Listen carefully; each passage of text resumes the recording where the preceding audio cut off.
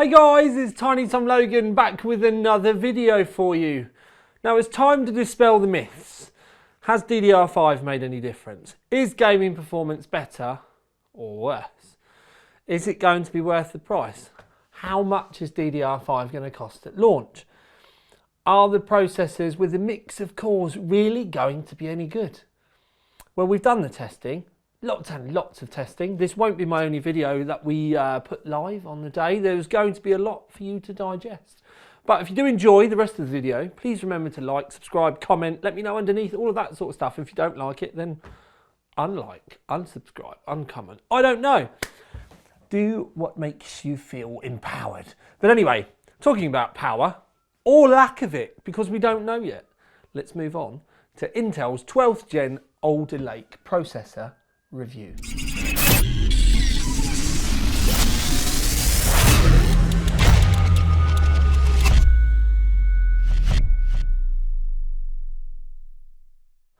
So then, we're going to start from the top. And I do need to do some housekeeping because I need to tell you the specs. I know you're going to have heard it from other people, but I want to try and cover the basics for you so that you know.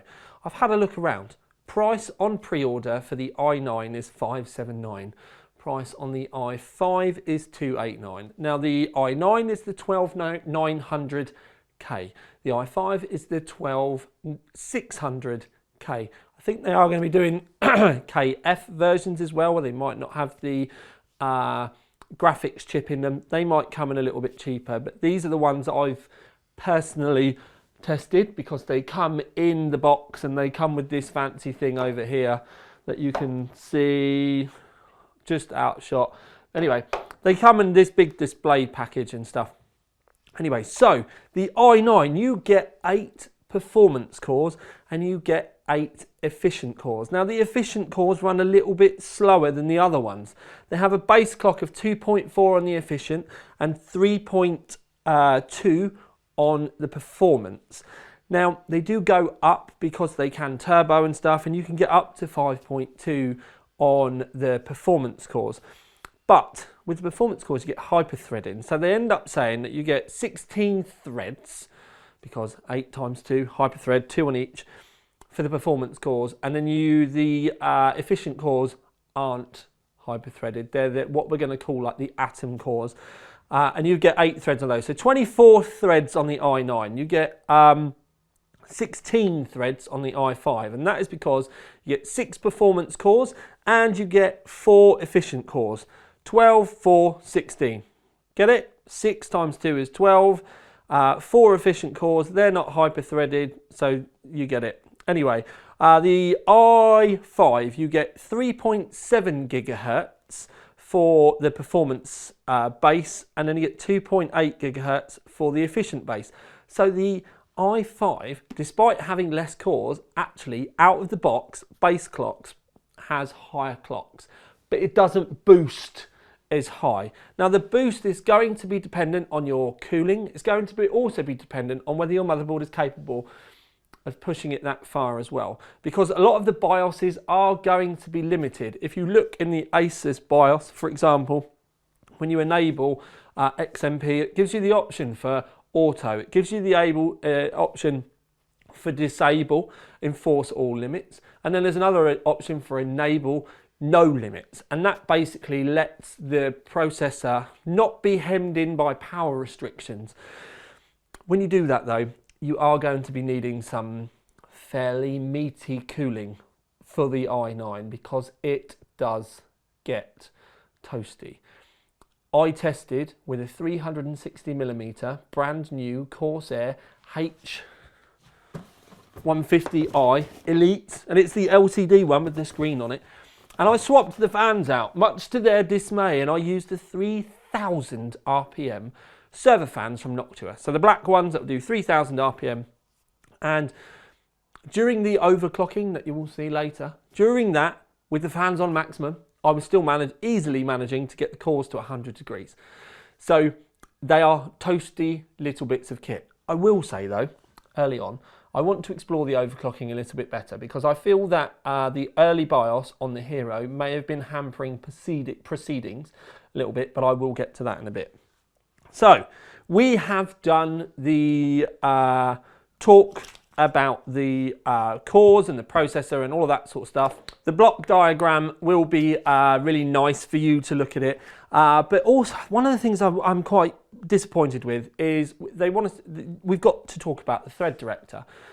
But the problem is Intel, when they did the press briefing, because they basically make us sit down, well, they don't make us, but we get a chance to sit down and watch stuff that they prepared for us, to tell us how stuff works, because effectively we have to be educated so that then we can try and talk to you about it.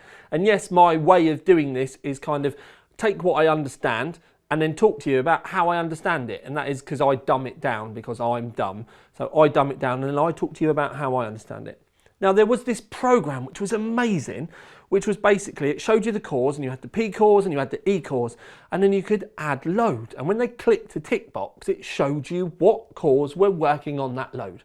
And it could also show you that if you put some light tasks, it would start off on the P cores, but then if you added in some really intensive tasks, the first task would get moved into the E cores, and then the intensive tasks would be taken up by the E cores. And it was what the scheduler was meant to have been doing.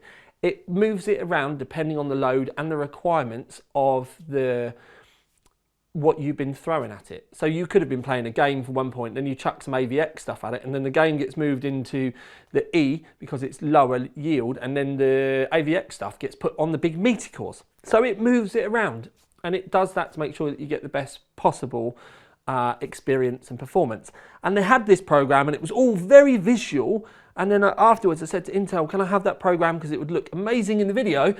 And they said, yeah, we don't know whether it's going to get released out into the wild yet. Well, what's the point in putting it in the video and teasing us with it if it's not going to be something that we can show to you guys at home? And I will say that's a great shame, and I had a little bit of an upset with that.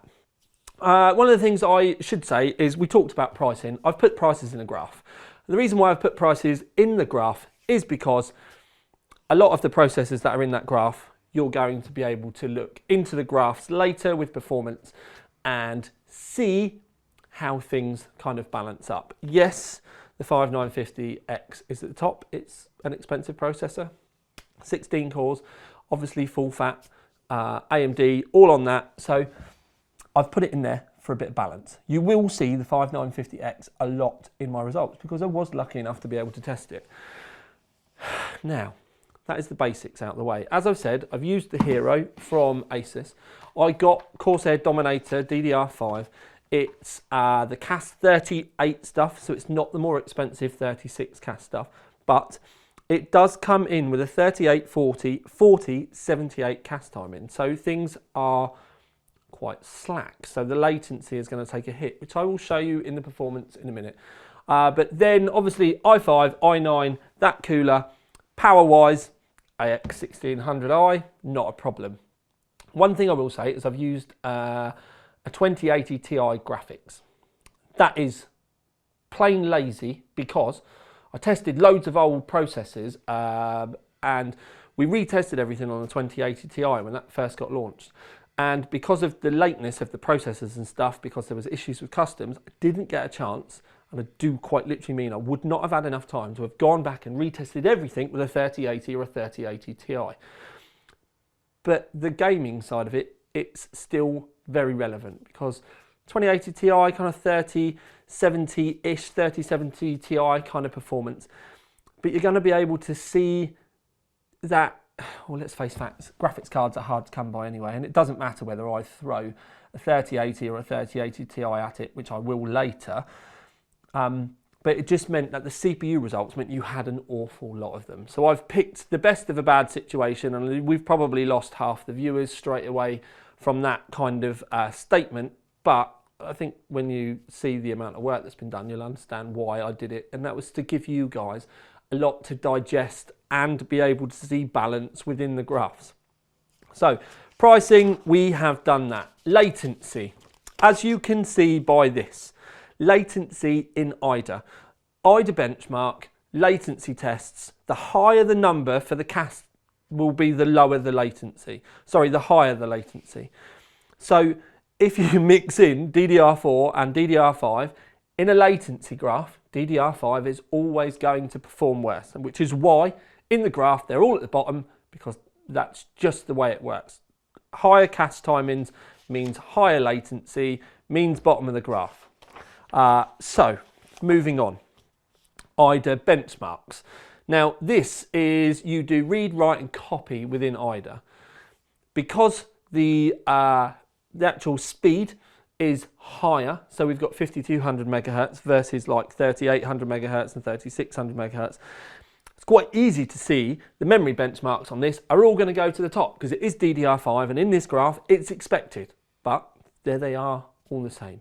So if you're just looking at read, write and copy, then it will be faster. But you are going to need programs that are going to require this much bandwidth, because bandwidth is the 5200 megahertz bit, speed is the CAS bit, the timings. So that is the way to think about it. Games want speed. Stuff like Blender and Maya and all that sort of stuff that could require bandwidth, but they are also the ones that are going to have big dumping loads and using lots of your memory.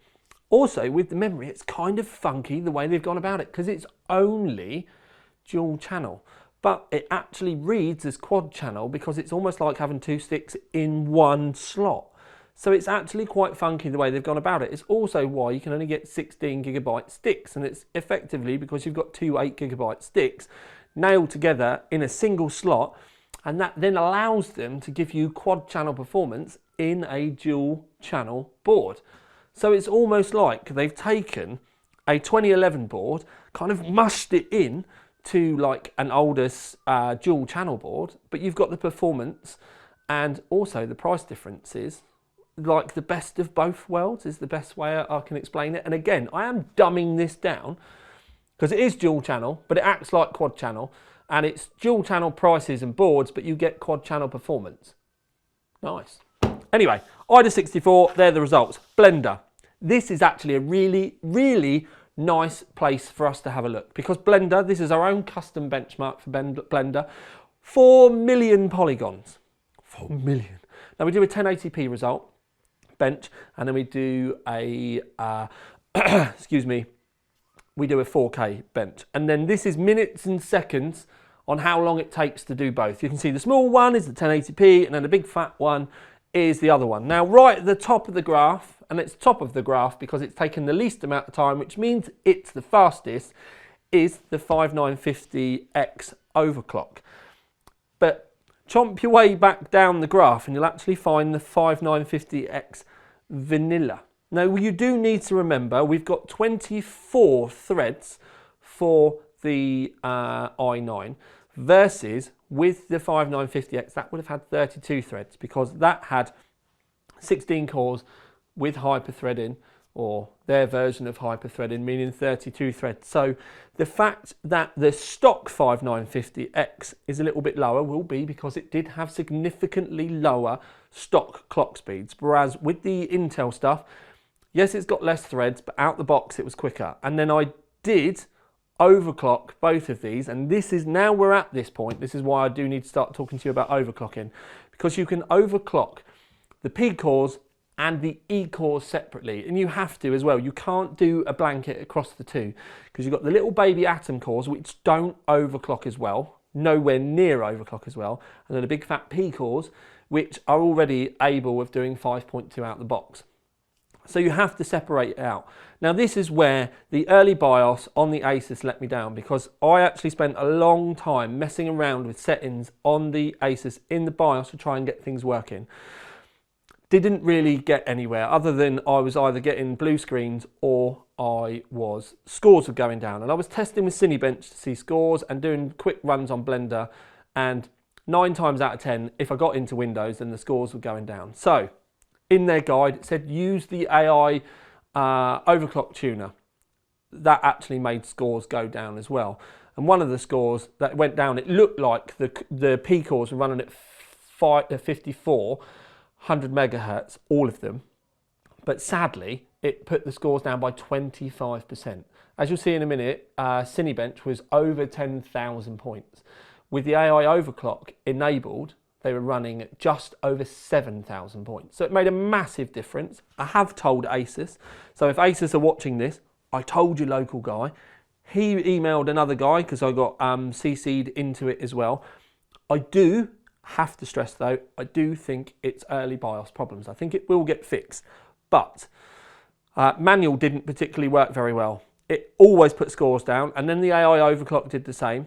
So randomly, for the first time in my reviewing history, I used XTU and it worked. Now the weird thing about XTU is, and I'd encourage you to go and download it if you buy one of these, is XTU effectively just tells the BIOS what to do. But for whatever reason, XTU kept things that little bit more stable. So I ended up, for one core stuff, with 53 multiplier, which is 5.3 gigahertz. And then the other 7 cores, what I ended up doing, because normally I just go yomp, I want a single overclock. But anyway, 53 for single threaded, which works the Cinebench quite nicely because you get a little bit more of a boost because you have multi-threaded stuff and single threaded stuff.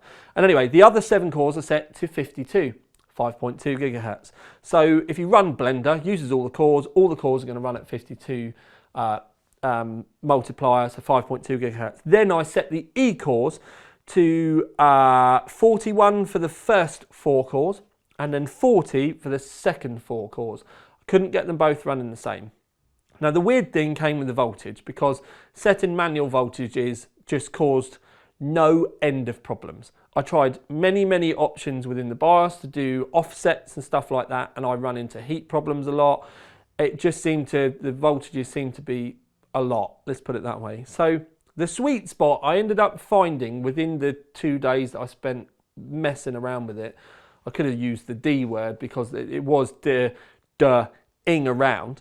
I ended up with a 0.050 negative offset, and the reason why I went negative is it actually made the scores go up. If I turned it down so it had more voltage, I ended up with more heat.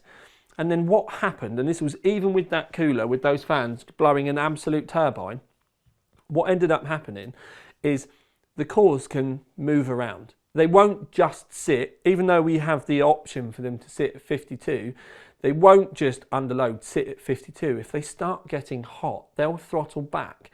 So you're in a balance. And like with graphics cards, it's quite strange in that you have to look not at what is possible as a maximum, but what the average is. Because if you have, let's say, those 8 cores and they should be running at 52, but they average out at about 50 because of temps and stuff like that, then you've got a 50 multiplier average. So it's almost like having a 5 gigahertz overclock. But if you turn the volts up and then the heat starts to become a problem, so they start running slower as an average, then with a CPU and that can move around and move the speeds around, having a better average is actually much better than what seems like an amazing 5400 overclock. So like I said, the AI overclock, 5.4 gigahertz, it looks amazing on paper. 5.4, it's done that for me. Oh, amazing! But it actually runs slower than the fact that mine was set to 52 and I turned the voltages down. And I would encourage you, this is Silicon Lottery and we are on very early BIOSes, to the point where I don't even think it's really worthwhile doing an overclocking guide yet until everything is sorted out, because I actually want to go and test the AI overclock again. I want to go and do the manual overclock again. I also want to go and spend a bit more time and see if I can tweak XTU again, because I think they're going to mature quite quick and fast, especially the fact that I've now told them that it's not necessarily working very well and XTU works better. I do think that they're going to run off and it will sort everything out and things will get, like I said, mature very quickly. So please watch that. I cannot stress enough about Silicon Lottery as well. And that's just because your processor says 12900K on the top, it doesn't mean they're all going to perform the same. I've actually been quite lucky in that Intel sent me a 12900K and I also got a 12900K from a motherboard vendor as well. And they're both completely different. And by that I mean the volts that are required are very different, and more annoyingly than anything, the temperatures that they put out are very different as well, because obviously you always get manufacturing differences. They might have used a little bit, you know, you might get a better grab on one of the IHSs on the top, so you get better temperatures. You also, with a wafer, the cores that are closest to the middle are normally higher. The further they go out on the wafer normally require more volts, or they're the ones that get turned into i7s and i5s and get put further down the chain. So that's what I did for the i9. That was our overclock. Basically, all core would have been 5200, and then on the E's you had 4140. Minus 0.050 voltage offset when the turbo kicked in.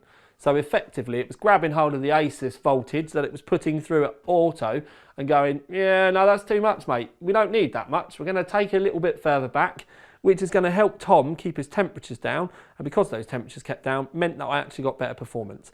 This was the sweet spot. I tried everything else. On the i5, we had 51 for a single core, and then all the other 7 were set to 50. And then the E's, I had 4 at 40, so 4 gigahertz, and then 4 at 39. Weirdly with this one, and I do mean weirdly with this one, the best result for me, I tried offsets, I tried XTU, I tried all the messing around, but 1.3 volts seemed to be the sweet spot. It not only kept the temperatures in check, but it also meant that the scores were much higher as well. Yours may be different, and I would genuinely encourage you to not just stick my settings in and hope for the best, but literally go looking through to find out what you can do. I am going to go through every single one of the cores on their own and see how fast I can get it to run with stability. And then I'll go in and mix them around and see, because there is the possibility with the i9 of having each of the cores running at a different clock with a different set of volts as well, or an offset, which is the annoying thing because it's an offset rather than a manual for each one. But anyway, there is the ability to do that, and I do need to spend some time, and it will be a few days of tweaking and like temperatures and all of that sort of stuff being in check. But anyway, now you know what I've done. So you know what the stock is, you know what the overclock is, and we did get a performance increase with both of the overclocks, which is lovely. So that's now why I bring the blender graph back up, and it will make more sense. Now, we spoke about the i9 being around the 5900X before, but I would encourage you to look at the 12600K. Just below the 12600K is the old 11900K. Now, because there are more threads and stuff going on, yes, fair enough. Because effectively, the old 11900 was 8 big cores with hyper-threading, whereas now we've got 6 big cores and then 4 E-cores. So they've got the same amount of threads. Technically, the i5 has more cores, but they're not all like big meaty ones. But I think the fact that within Blender you can see quite a big difference. Now the thing with Blender is the same thing. Yes, we are running Windows 11. I haven't said that. I should have done. All of these results have been done on Windows 11 so that the scheduler can work better. But it's a 4-minute difference, and it's the exact same benchmark. It's not been updated. It's doing the same thing. It's the same basic program that's been done. It's the same picture that it has to render, and it's taken 4 minutes off of the processor that was at the top of the range last generation. And I think this one, the old 11th gen i9 to the 12th gen i5, that shows you how much of a step forward we've done, because effectively we've got better clocks, we've got more cores, even though they're not all massive ones. I think they've actually done really well. Now, Cinebench, as I did say to you, this is R20. I have tested R15, R20 and R23. They're all on the website. Please click through, go and have a look. I know most people have got bored and haven't even got to this bit, but head to the website because there is just ridiculous amounts more testing going on there, and you can also go and find all the other boards. And if you do find the other boards on the website, in the conclusion you'll find the videos as well. So what I've done with Cinebench is one graph, it's all the same data, but one is sorted with the multi-core, one is sorted in single, and that's because it does change the way that the graph looks quite a lot, because in multi-core, the old AMD 5950X, both of them sit at the top. If you go single threaded, then that is where the Intel wins, but that's because of the higher clock speed, because it's just a single core, and that will be the place that the Intel wins. But in big multi-threaded stuff on that, the AMD, both with precision boost overdrive and the manual overclock, does win out. You do have to go, if you have a look, the stock 5950X versus the stock Intel, the Intel does just win out. And in reality, the difference between that is a fair bit, but it could just be that DDR5. And I haven't really spoken about the DDR5 very much, but the AMD fanboys are going to love what I say about that, or they're not, but we'll see. Now into the gaming, because we are nearing the end and we are actually nearing the conclusion. We did do a lot of gaming tests. Now you do need to remember, yes, we have done 1080p results for gaming, because with all due respect, if we do 4K, then that's graphics card territory. The graphics card will make the difference. Processor won't make that much of a difference. We need to do 1080p because that stresses the CPU out more, because the frame rate is so much higher. You actually need to see the difference between the CPUs, because the CPUs will be, and I hate this word, the bottleneck. Now, we've done some Far Cry 5 stuff that I can put up, Ultra preset, DXR off. But really, in reality, Far Cry 6. But in reality, it's Far Cry 5 that you want to look at. And they have done quite well with those. In fact, we do need to remember that even with the 11th gen stuff, they were very strong in gaming. They clawed a lot, the red team clawed a lot back, but the blues were, because of the clock speed differences, they did do quite well. And we do have a big meaty graph as well, where we've done, again, very CPU intensive stuff, like Total Warhammer and Civilization and Shadow of the Tomb Raider, again, because they are the games where the CPU makes the difference. You are going to get games out there where a CPU doesn't make a blind bit of difference and it's all about the graphics card. But because it's a CPU review, we have focused on the CPU intensive type of games. Deep breaths. So, on to the conclusion. One of the things I did forget to say at the start, and I've been telling myself for days that I couldn't forget this, was when X370 first came out, AMD introduced DDR4 straight off the bat and PCI Express 4. And it was more about the PCI Express 4 that kind of put the knife in, because they were like, yes, we have this amazing bandwidth that we can offer you for your graphics cards and your storage drives. And then all of the Intel people were like, yeah, but none of the hard drives utilise it yet. Graphics cards definitely don't. There's absolutely no point in it. It's just adding extra price onto the motherboards because they're more difficult to produce, and the solid state drives are going to cost a fortune when they do come out. AMD were like, yeah, but those extra little tweaks and stuff are going to give us the edge. And then the Intel fanboys were like, yeah, but price and all of that sort of stuff, and we're still pretty much faster. Well, times have changed, because now those solid state drives and graphics cards are actually using PCI Express 4 that little bit more. But now, lo and behold, after Intel saying they didn't need to go PCI Express 4 and all of that sort of stuff, and AMD were at the forefront with the new technology, Intel have now gone, well, let's face facts, boys.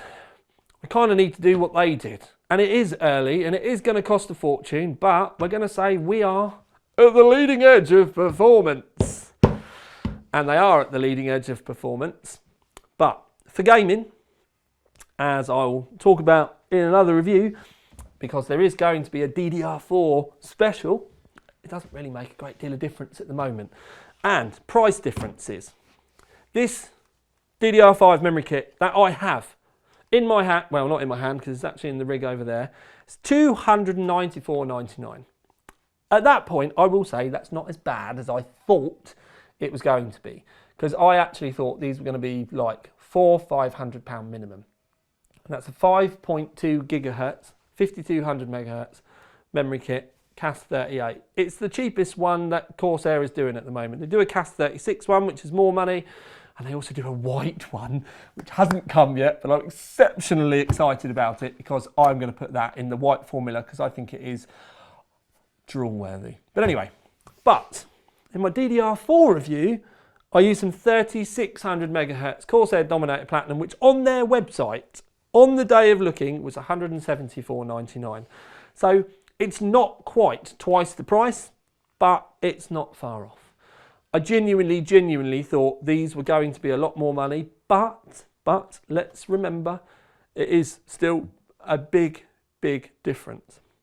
Also, because of the DDR5 and the PCI Express 5, it does mean that the boards need more layers. They have to be able to transmit signals better, cleaner. So they've got more layers, more copper. They've had to go to greater lengths to make everything work properly and be DDR5 kind of specific. Even says it on the board, look down here somewhere. PCI Express 5, DDR5, Wi-Fi 6E, although we haven't got that in the UK yet, but it's coming. Anyway, so it's going to mean that the boards are more expensive. The problem is at the moment, we've still not got any really meaty solid state drives to kick in to make this worthwhile yet. It is pretty much like X370. It's kind of, it will come. It will mature. It's going to be next year.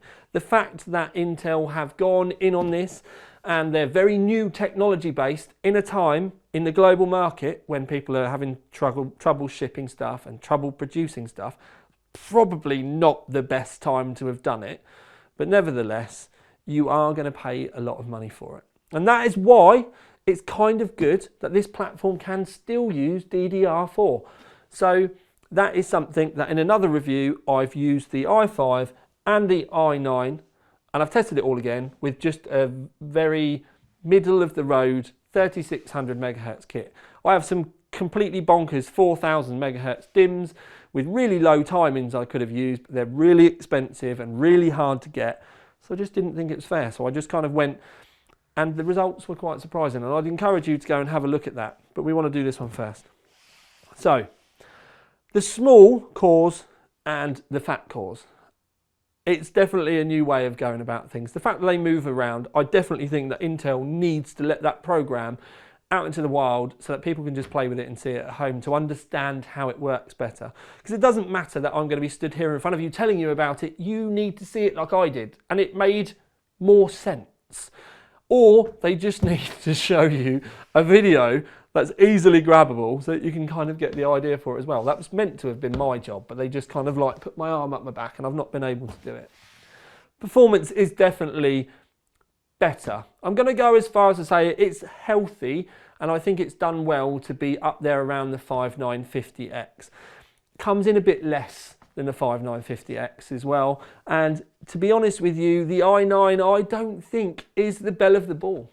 I think personally the processor that shone for me was the 12600K. In that was a little processor that's beat its i9 predecessor for a lot less money, like a couple of £100 more. It's probably like 40% less than the last generation, but delivering more performance. It games better. It renders and does stuff more for content creators as well. If you're, I don't want to say on a budget because it's not a cheap processor, but it actually does more than last gen's i9 does. So for me, the i5 this time around is the one that I would personally say, if you're looking at jumping on this platform, then go and grab it. But don't go and buy a DDR5 just yet. I think you might, just possibly, want to go and watch my DDR4 review before you make any purchases. And I would encourage you to head over there now. Now, we have got to the end of this video. It has been a very long video. It's actually quite late as well. I'm actually filming this the day before NDA and I have a whole lot more videos that I need to do. But, internet cookie to anyone that got to the end. Congratulations. If you're new and you've made the end, thank you very much. And if you fancy going and hitting the subscribe button, or liking, or dropping me a comment to say, hey Tom, I'm new, I watched to the end, I enjoyed your presentation, review, whatever you want to call it. I watched to the end, then you get an internet cookie, and that means I come round afterwards and I give you a little love heart to tell you that I've seen you, because I do look at all the comments. So, i9, cracking processor, very hot, bit more difficult to overclock. but it got there and it did really well. i5 is the one though. In reality, it's much cooler, it's much cheaper. It's definitely, you don't need a massive cooler like this to keep it tamed. I would suggest though, if you're going to overclock it and play with it, you're probably going to want a 240mm AIO to be able to keep things in check. I'll tell you about air coolers soon though. But the i5 for me is the one that's the balance. Then all you need to do is decide which motherboard that you want, and I'm going to do a lot of reviews to be able to tell you, and then also decide whether you want DDR5, PCI Express 5 or not. So that is, you need to do some research, sadly. I'm going to do a lot more motherboards for you. Have more DDR4 boards en route. I'm definitely doing for launch the TUF, which you'll be able to go and see. And I believe by the time that you watch this, I should have the Strix A, which is a DDR4 white motherboard, out as well, because I know that is en route. So, for want of a better term, I don't know why I said that, this has been the tiniest one, with a very meaty, long and talky video that I've not done for ages, but oh my days, I've loved testing and doing this. Out. Love you, sis.